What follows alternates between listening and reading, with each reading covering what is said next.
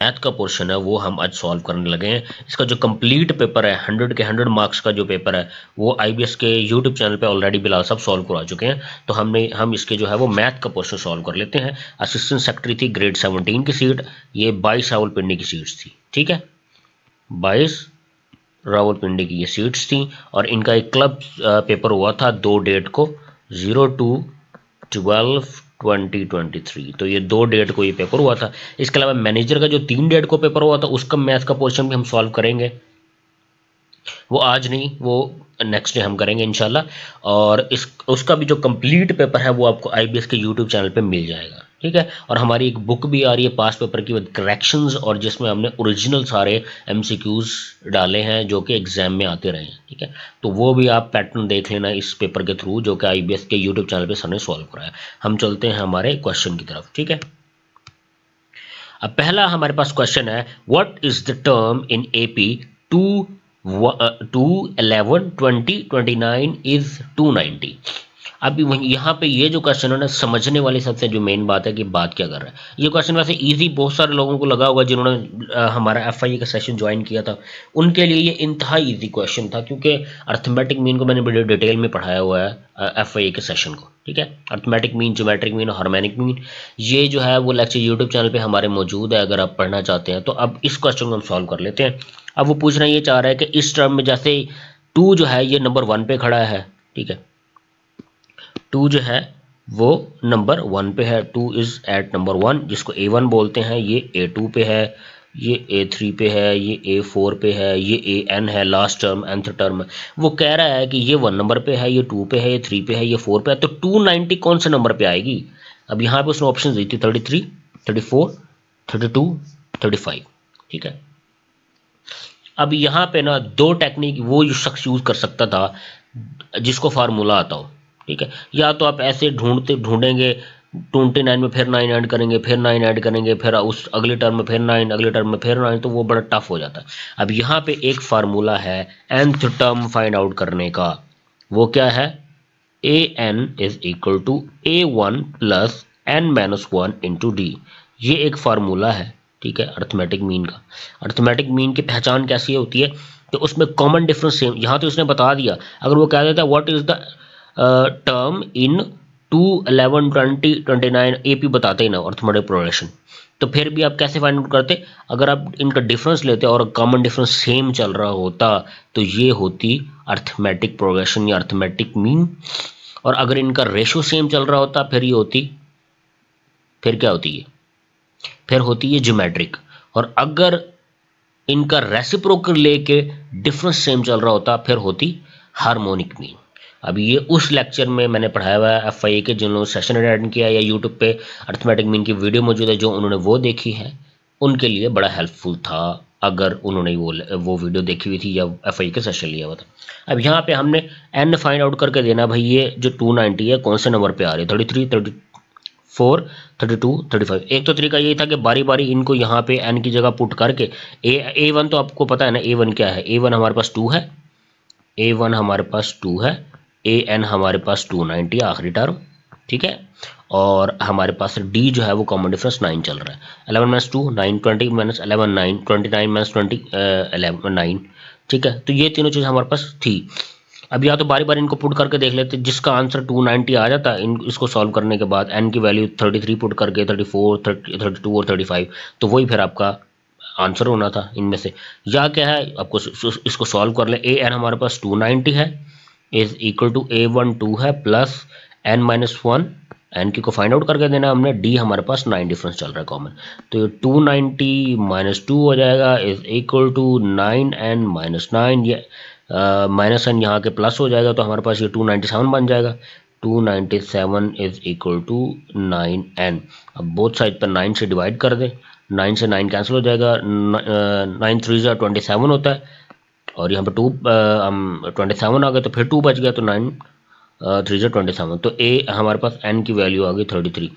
इसका क्या मतलब है कि ये जो है ना वो 290 33 टर्म है ऑफ इस एपी। इस एपी में हम देखते जाते ना, पहली टर्म 2 है, दूसरी 11 है, तीसरी 20 है, चौथी 29 है, पांचवी कोई और थी, and so on on on, तो ये 290 33 पे आती है, तो इसका आंसर 33 था आपका। ठीक है, आप कोई भी टर्म फाइंड आउट कर सकते हैं बाय यूजिंग दिस फार्मूला, ठीक है। और सम का भी मैंने बताया हुआ है, वो आप अर्थमेटिक मीन का लेक्चर जाकर देख लें, उसमें आपको पता चल जाएगा, ठीक है। अब हम हमारे जो है वो नेक्स्ट क्वेश्चन की तरफ चलते हैं।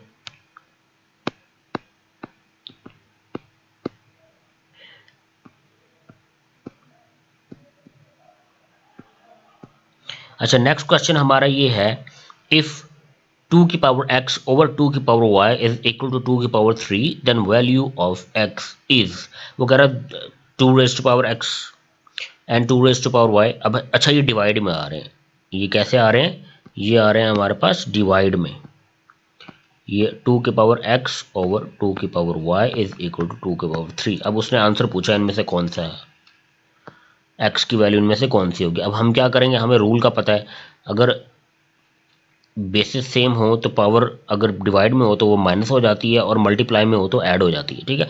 अगर ये 2 पर मल्टीप्लाई हो रहा था, यहाँ पे 2 के पावर y होता तो ये हो जाता 2 की पावर x प्लस वाई, लेकिन ये हो रहा है डिवाइड, ठीक है। तो ये क्या होगा, 2 की power x minus y is equal to 2 की पावर 3। अब बेसिस सेम हो तो फिर क्या लिख लेते हैं हम directly, x minus y is equal to 3।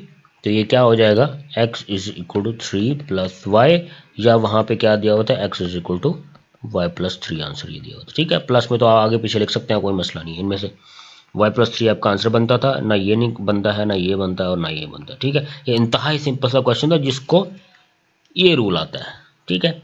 और जिसको रूल नहीं आता फिर उसके लिए तो फिर ये टफ ही था ना, क्योंकि उसको पता ही नहीं है। अच्छा, ये सिंपल सी एक स्टेटमेंट थी, if selling price is greater than cost price then difference between selling and the cost price is। अच्छा, होता क्या है, सेलिंग प्राइस क्या होती है, हम बिलाल साहब ने बहुत बार ये चीज़ पढ़ाई है कि सेलिंग प्राइस ये है सेलिंग प्राइस, ठीक है। ये फार्मूला बहुत बार उनको लिखते हुए देखा होगा, selling price is equal to cost plus profit, ठीक है। यह हो सकता है selling price is equal to cost minus loss, ठीक है। अब यहां पे उसने पूछा क्या था, difference of selling price and cost price, selling price and cost price. तो इसको यहां पे आके माइनस करें, S minus cost is equal to profit बचता आपके पास, ठीक है। उसको प्रॉफिट हुआ था। If the selling price is greater, selling price greater कब होगी, सेलिंग प्राइस ग्रेटर कब होगी कॉस्ट प्राइस से, जब जो है वो कॉस्ट में कोई ना कोई वैल्यू ऐड होगी, मतलब कोई ना कोई प्रॉफिट। लेट्स सपोज 100 की थी तो उसने 10 रुपये प्रॉफिट लेके 110 की बेची, तो आपकी सेलिंग प्राइस 110 होगी ना, तो मतलब सेलिंग प्राइस ज़्यादा है तो प्रॉफिट हुआ उसको। सिंपल सी एक स्टेटमेंट थी। अच्छा, उसके बाद हम चलते हैं हमारे नेक्स्ट क्वेश्चन के ऊपर। if a can complete a work if A can complete a work in 4 hours, B and C can complete it in 3 hours and A and C can complete it in 2 hours, then in how many hours B can complete it। वो कह रहा है कि कोई काम है, उसको ए जो है वो कर लेता है 4 घंटों में, बी और सी मिलके करते हैं 3 घंटों में, और ए और सी मिलके करते हैं 2 घंटों में, तो अकेला बी कितने घंटों में करेगा। अब इस टाइप के जितने भी क्वेश्चन होते हैं हमने बताया हुआ है कि इस तरह आपने कर लेना होता है। किस तरह कर लेना होता है उनको, 1/a plus b is equal to 1/a plus 1/b, ठीक है। वो कह देता है भाई ए काम करता है 4 घंटों में, बी करता है 5 घंटों में, टुगेदर कैसे काम करेंगे, तो ये वाला फार्मूला हम यूज़ करते हैं, दोनों को डिवाइड में ऐड करके रस सॉल्व करते हैं। अब इस केस में उसने क्या किया है, इस केस में उसने थोड़ा सा डिफिकल्ट क्वेश्चन को किया है, इतना भी डिफिकल्ट नहीं किया, थोड़ा सा डिफिकल्ट उसने क्वेश्चन को किया। अब फार्मूला यही है, ठीक है, फार्मूला यही है जो मैंने बता दिया आपको। अब यहाँ पे 1/a आपके पास क्या है, 1/4, और दूसरा क्या कहा उसने, b प्लस सी, या इसको हम लिख सकते हैं together B and C can complete in 3 hour. B and C का मतलब टुगेदर वो वर्क करें, तो इसका मतलब क्या है, 1/b plus 1/c is equal to 1/3। और तीसरी स्टेटमेंट क्या है, 1/a प्लस सी, वो क्या है 1/a plus 1/c, is equal to कितने टाइम में कर रहे हैं वो 1/2। अब बी का 1/b का अकेले का बताना है कि वो कितने में करेगा। ठीक है, अब ये सिंपल सा क्वेश्चन है, किसी एक से वैल्यू निकाल के दूसरे में पुट आउट करें तो आपकी वैल्यू निकल आएगी। अब हमें चाहिए बी की, हमें चाहिए बी की, और ए की वैल्यू हमारे पास है पड़ी। ठीक है, ए का उसने बता दिया 1/4। अब यहाँ से अगर इस स्टेटमेंट में से इसमें से अगर मैं सी की वैल्यू निकाल के यहाँ पे पुट कर दूं, ठीक है, सी की वैल्यू निकाल के यहाँ पुट, तो ए की वैल्यू ऑलरेडी है, तो ये सॉल्व हो जाएगा।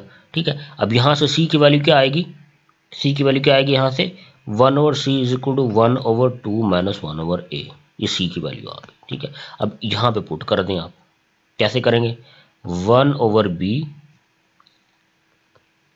प्लस 1/2, 1/c की जगह आपने वैल्यू पुट कर दी। ठीक है, 1/c की जगह 1/2 minus 1/a is equal to 1/3। अब ये कैसे, आप इसको फर्दर सॉल्व कर लें आप। ठीक है, इसको फर्दर सॉल्व कर लें आप, तो ये कैसे सॉल्व होगा आपके पास, ये हमारे पास हो जाएगा 1/b प्लस 1/2 माइनस 1/a की वैल्यू हमारे पास है 4 इक्वल टू 1/3। अब 1/b को एक जगह रहने दें, बाकी सबको वहां पे ले जाए। ठीक है, तो हमारे पास क्या हो जाएगा, ये एक मिनट इसको थोड़ा सा इरेज कर लेते हैं हम लोग, ताकि हमें जो है वो क्लैरिटी में दिखे चीज़ें। यहाँ पे ये वाला पोर्शन मैं इरेज कर रहा हूँ, ऊपर वाला पोर्शन आपने बस याद रखना है कि हमने इसको स्टार्ट कैसे किया तो सॉल्व करना।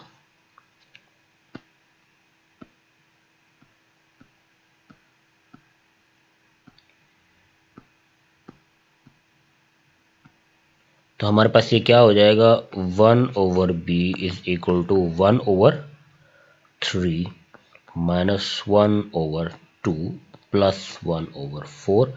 पूरे का लें एलसीएम तो ये 12 आएगा, और 6 3 4 12 होता है, माइनस 6 2 12 होता है, प्लस 4 3 12, 4 और 3 7 हो जाएंगे ये।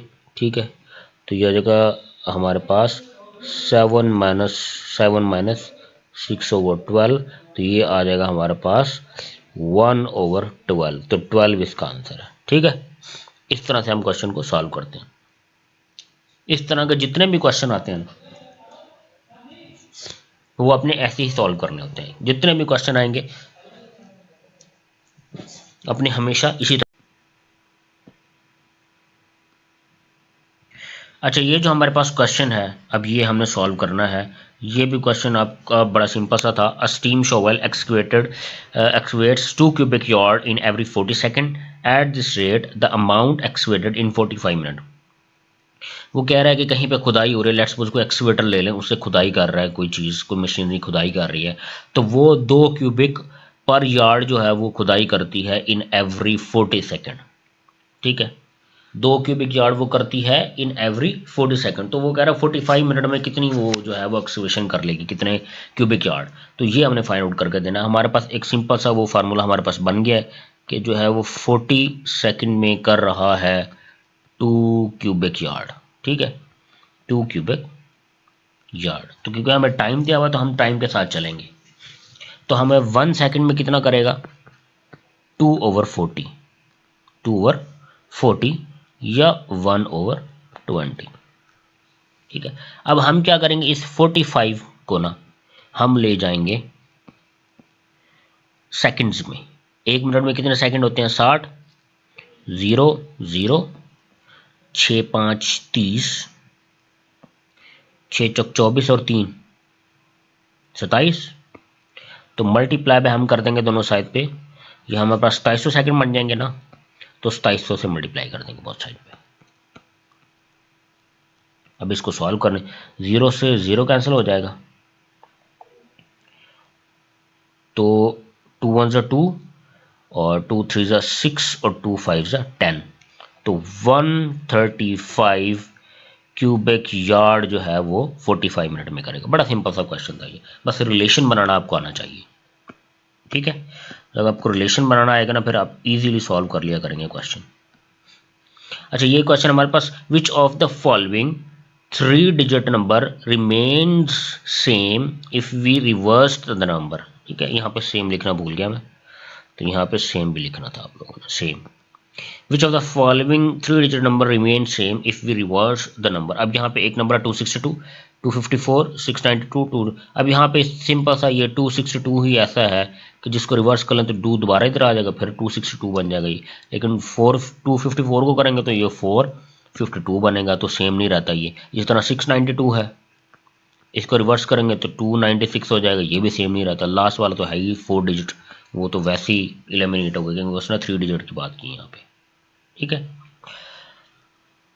नेक्स्ट कोई क्वेश्चन है हमारे पास तो हम सॉल्व कर लेते हैं। मेरे ख्याल में क्वेश्चन हमारे जो हैं वो एंड हो गए असिस्टेंट सेक्रेटरी के पेपर के। अब ये सारे क्वेश्चन आप लोगों ने प्रैक्टिस करने हैं 1 बाय 1। बड़े इजी सी क्वेश्चन थे ये, इसमें कोई डिफ़िकल्टी इतनी थी इन क्वेश्चंस में। तो होप्स हो कि काफ़ी सारे लोगों के ये 6 बाई 6 मार्क्स होंगे इस जो है वो पोर्शन में।